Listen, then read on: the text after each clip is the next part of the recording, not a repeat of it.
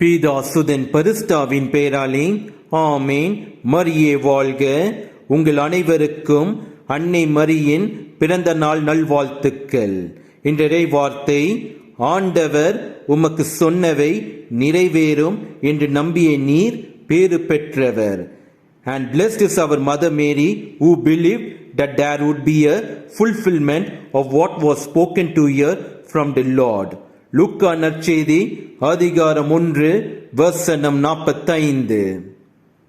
கப்ரியேல் வானதூதர் நம் மரியனையை பார்த்து, மரியா, அஞ்ச வேண்டாம், கடவுளின் அருளை கண்டடைந்துள்ளீர். இதோ கருவுற்று ஒரு மகனை பெறுவீர், அவருக்கு இயேசு என்னும் பெயரிடுவீர். அவர் பெரியவராயிருப்பார், உன்னத கடவுளின் மகன் எனப்படுவார்.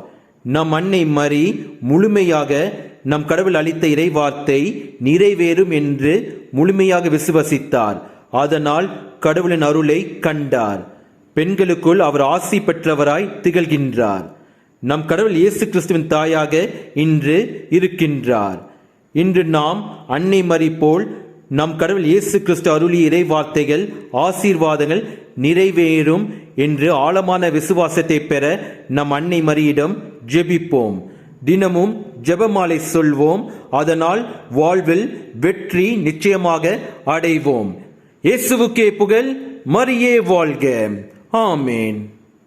உம்மை தேடி வந்தேன், சுமை தீரும் அம்மா, உலகாலும் தாயே அருள் தாரும் அம்மா, உலகாலும் தாயே அருள் தாரும் அம்மா.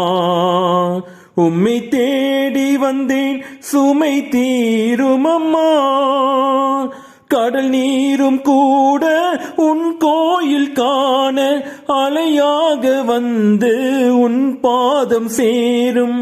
கடல் நீரும் கூட உன் கோயில் காண அலையாக வந்து உன் பாதம் சேரும்.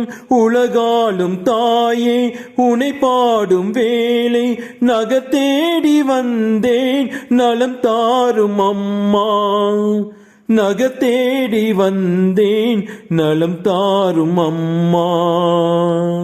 உம்மை தேடி வந்தேன், சுமை தீரும் அம்மா, உலகாலும் தாயே அருள் தாரும் அம்மா, உலகாலும் தாயே அருள் தாரும் அம்மா. உம்மை தேடி வந்தேன், சுமை தீரும் அம்மா.